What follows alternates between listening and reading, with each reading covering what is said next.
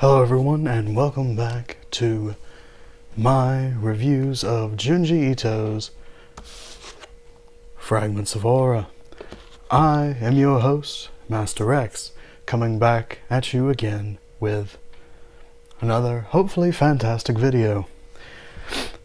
First up, I would like to thank all of my newer subscribers, plus all the people who have viewed my videos so far. It means so much to me. I know to you all it's only about 20 people, but to me that's 20 people that I might have made their day slightly better. And that is what I'm here for at the end of the day. That is what I want to do. Now, today's story, I will have to admit, as a warning, is a bit more gruesome than the past two. As I said, the Junji Ito stories will be ramping up from here, but this one has a bit more graphic details, and I will make sure to warn you before we get into those details further along, as for you to skip past them if you wish to.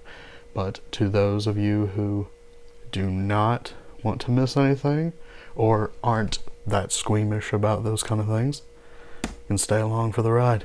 I promise you, it'll be fun.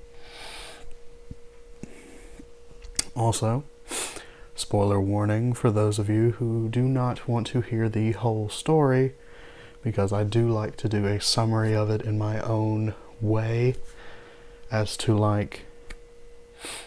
for people who probably don't want to read it, to just go over it anyway and end it off. Well, without further ado on that regard, let's get into the story, shall we? The story today is Tomio, or the Red Turtleneck. And if any of you have seen the first episode of these reviews, the name Tomio might be familiar, and I will get to that as we move along. The story of the Red Turtleneck opens up with a young man walking down a market street. He approaches a woman with his hands glued to his head. He can't move them for some reason, and he is very much distressed as he walks towards her, and he says in a whispered tone, "Could you please help me?" To which she answers, "What did you say?" And he hears the sound of a butcher chopping a fish's head off in this market. And he then gets startled and leaves the marketplace. And he heads off towards some apartments. And in that apartment, we get our first glimpse of why I mentioned that the first story in Junji Ito's Fragments of Horror may also be linked to this one, because he knocks on the door, but as he's knocking on the door, he says, "I hope Madoka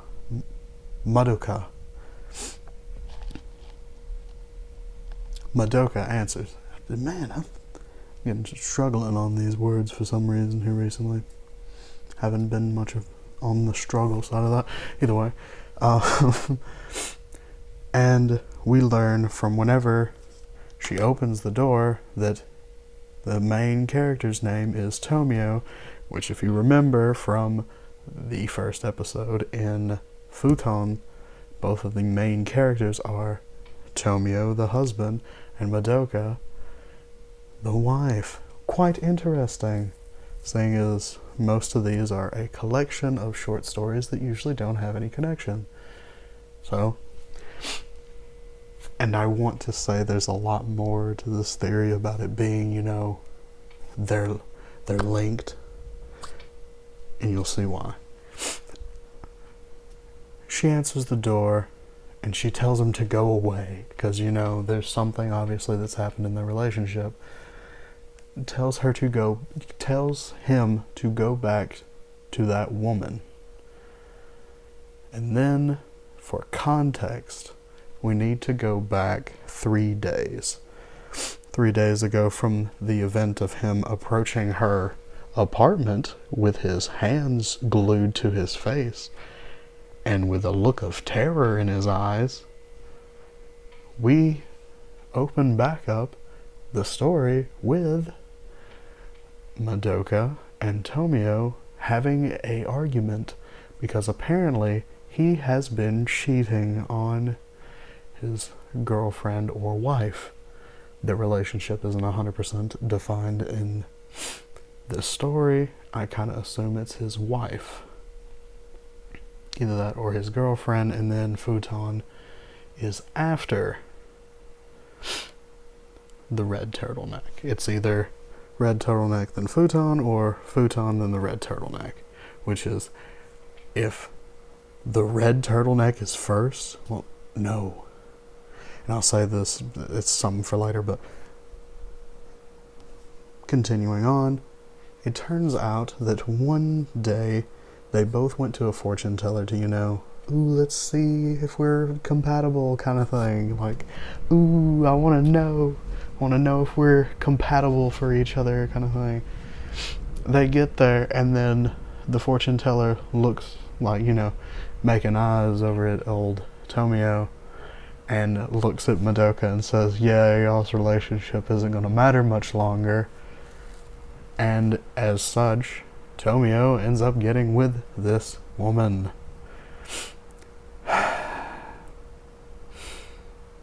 If only y'all know. If only y'all knew. You're about to. Tomio starts living with this fortune teller, which turns out she's a witch. I'm just gonna say it. She's wildin'. She does not practice, the I flip over a card and I interpret it how I want to interpret it. No, she do black magic and stuff like that. Because they're together in bed, and she mentions that, I want your severed head. And he just goes, sure, whatever you want. You're always making weird jokes like this. So she takes some of her hair, plucks it out, and just wraps it around his neck and just starts yanking it. To which it starts cutting into him. He knocks her back because that ain't right. That ain't normal. So that's what you do when you're when your life's feeling threatened. You try to avoid it.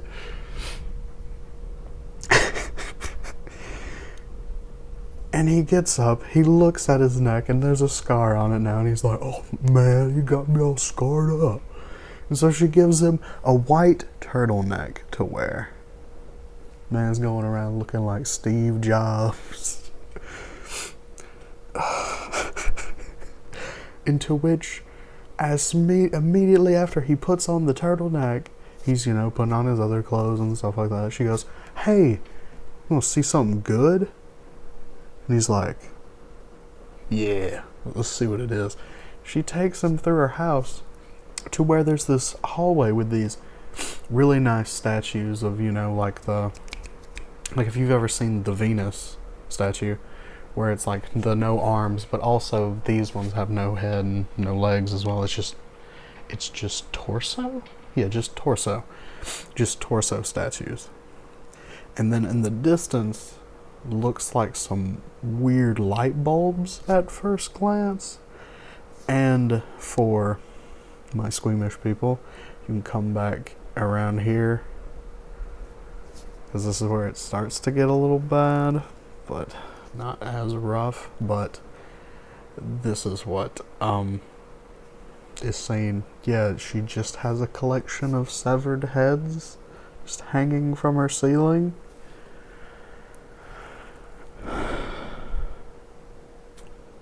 Distraught.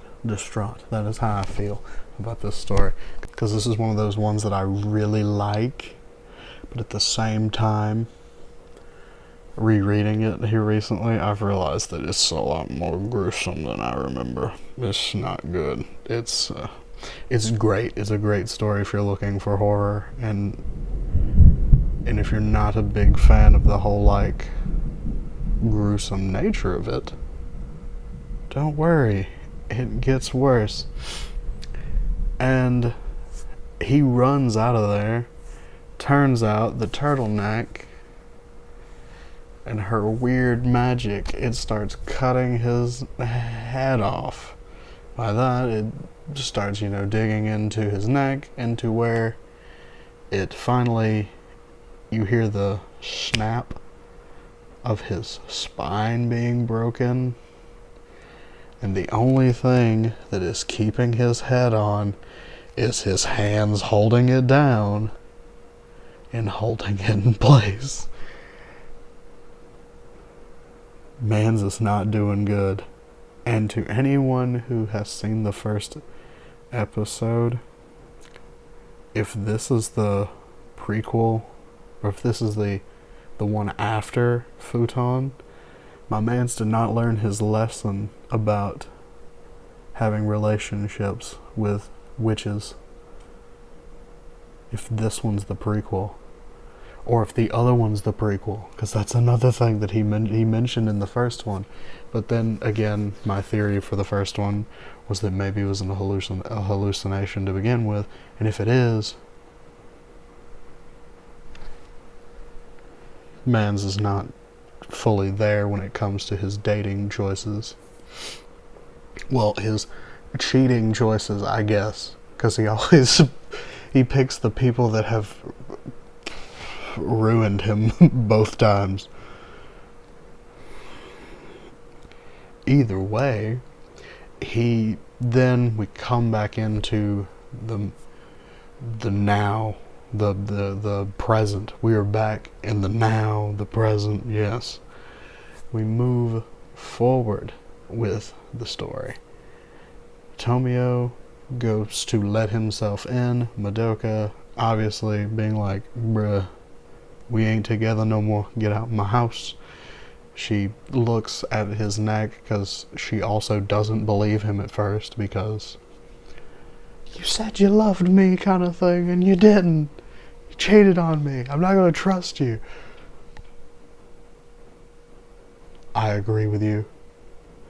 But as soon as she pulls down like the turtleneck, she sees the scar, and then she goes, ugh, his head is cut off. And then kind of, he gets let in. She tells him, hey, you might want to sit down, as she goes to call an ambulance. Calls the ambulance. And as he's sitting down, he slips. And this is the point where things start to get bad. So you can skip to here, which is the very end of the story,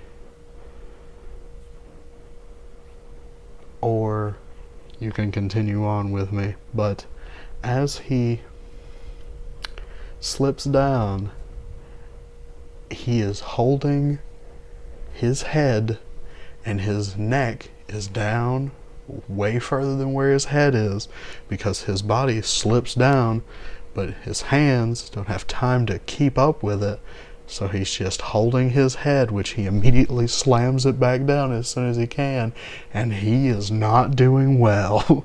We'll say that. He is not having a good time, which I wouldn't be either. He's made bad decisions in his life, and it has led him to here. That is how I feel about Tomio. Tomio, where art thou, Tomio? He is probably dead. He's probably dead if he moved down the same life choices that he's done in the past two stories that he's been in. I hope Madoka finds someone better for her. Just saying. Once a cheater, apparently always a cheater, and evidence. Because if this is the first one, why'd she marry him? And if this isn't the first one, it's now the second one. But after that, they hear the ambulance outside. Yeah! Happy ending! I love it! That's the end. No, it's not the end. Let me tell you what the end is. A lot worse. filming this on a exquisite day. But either way, Madoka runs to the door because she's like, yeah, the paramedics are here, let's go. She opens the door. It's the witch. You got something of mine here. She just walks in.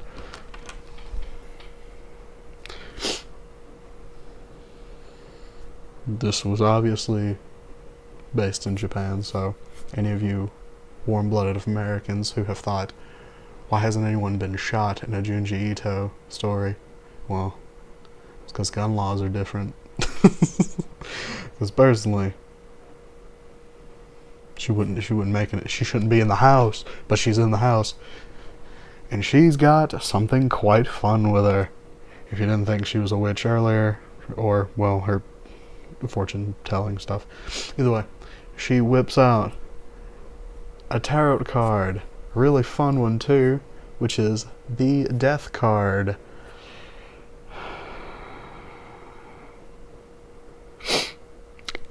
It's about to get worse, but to like alleviate some joy, the Death card, I looked it up because I wanted to know a bit of like meanings for it.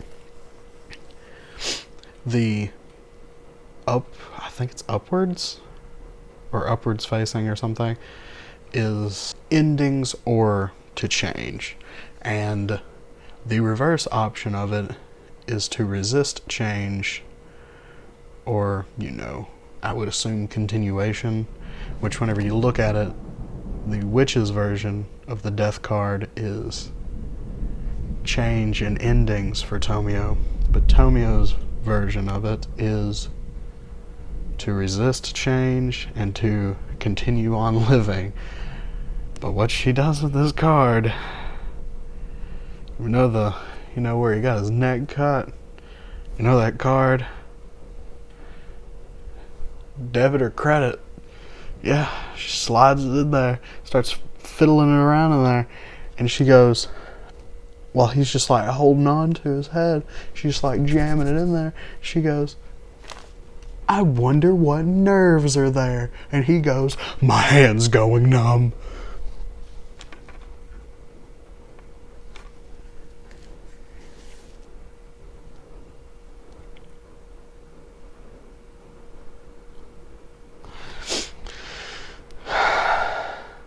Okay.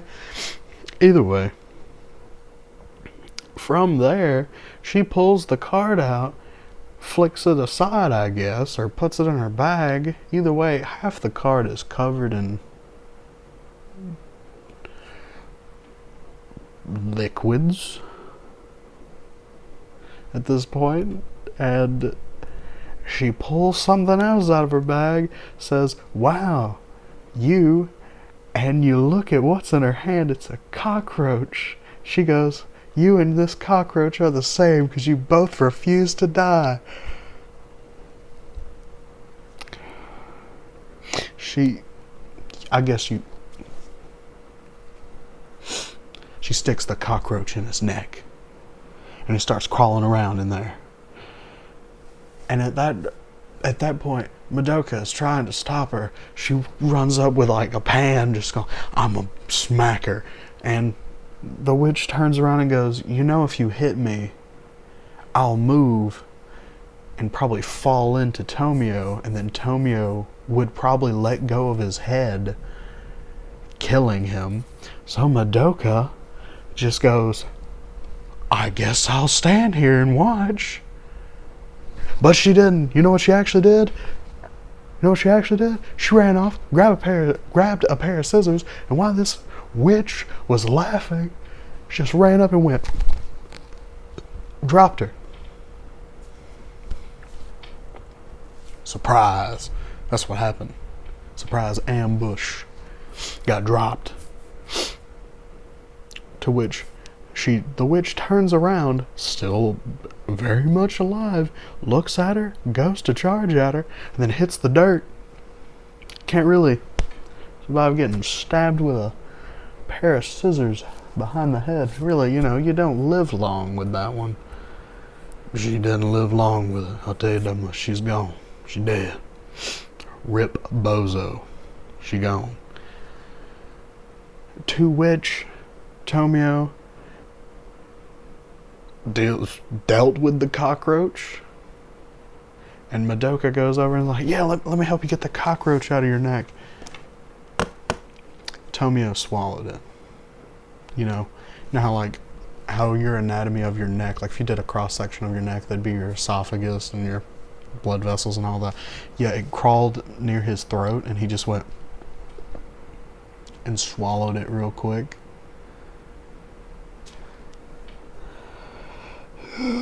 Which isn't that bad, but for me it felt bad. I was like, a nice little gross, but you know, it gets worse if you don't believe that, because they turn around to see the witch's body catch flames, and in through the fire and brimstone of her, you know, what I hope is her being sent to the afterlife,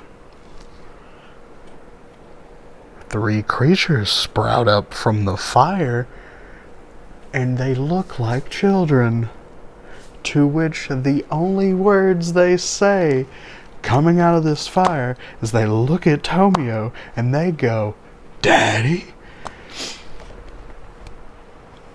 My man made demon babies.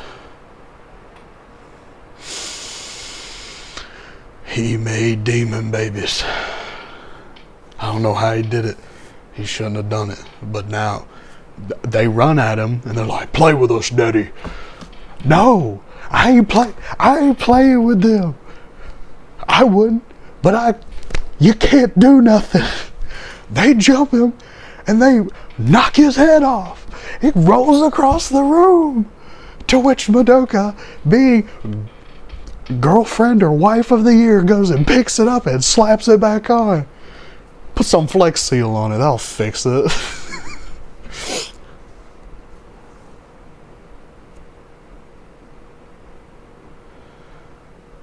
And then the baby things just disappear. I'm guessing the curse was over. And Madoka's, you know, distraught because Tomio's dead. And then he breathes and he touches his neck. Well, no, she touches his neck because he immediately goes. And that's the last bit, besides the after story of the red turtleneck, which is Tomio and Madoka got back together, obviously, after that traumatic experience, but due to the PTSD he gained from that, his hands are permanently like where he will not take them off his head because he is afraid his head will pop off. And that is like his ongoing daily life now, which is why I said it could be a prequel, because in the original one he ends up being like a more homebody person. Maybe his PTSD lightened up and he thought he cheated. Which, if that is how that goes, is like his PTSD lightened up a lot to where he was able to commit adultery again, which is, you know, it's a negative in my book, but, you know, I mean, hey, beat the PTSD. Good on him. He could have found a better first activity out of it, you know. But I digress. As for... And I would like to say welcome back to all of you who did have to skip over the gory bits, because I promise you, they're quite not fun. Well, that would be the summary of Junji Ito's Red Turtleneck, or better yet, the story of how Tomio learned that cheating is bad, especially when you cheat on your wife/girlfriend with a witch. You know. classic take, you know. That's the best option, you know. Something that conjures those to those who skipped. That wasn't the bad part, but that led to bad parts. They're quite creepy to look at, aren't they? Yeah. Quite fun, aren't they? Well, either way. I guess down to the review portion of our story here. This one will be my highest rated one yet. It is an 8.5 of 10 because it is the antithesis, in my opinion, of the no matter how long it's been since you've read something, it will still give you the heebie-jeebie kind of feels while reading it. I read this in a well-lit room with people around while I was writing for this episode, and yeah, there were still moments that I looked at it and I was like, "Wow, that's a little gross." Which is Junji Ito's kind of work base, is the weird and the macabre. But I will have to say, there's nothing much in the theories portion besides I believe this and the story futon are related because the characters are the same name. And I guess it's kind of like Chekhov's gun. If you're going to show a gun, you better use it. So, you know, at the end of the day, I feel like that would be a Chekhov's gun moment of sorts, where Junji Ito shows the character Madoka and the character Tomio in two different stories, and I feel like they're the same. If they're not, that's cool. I like to think that they are, because this Tomio shares a lot of similarities with the other Tomio from the very little that you know, and both Madokas kind of look similar. Not similar enough for me to go 100% on it, but the fact that Tomio and Tomio are doing the same kind of shenanigans makes me think that at least Tomio is the same Tomio in both stories, whereas the Madoka might be different. But, you know, people can change their hair and change how they look a bit through exercise, eating habits, and stuff like that. So, could be that. Because obviously Madoka wasn't living with family, so I would assume she is out. And as such, that will probably have to conclude today's episode of my reviews of the Junji Ito's Fragments of Horror. If you enjoyed this video, give me a like, or maybe even consider subscribing. At the end of the day, it'll be fun either way. And I hope you enjoyed it. Thank you for watching, and goodbye.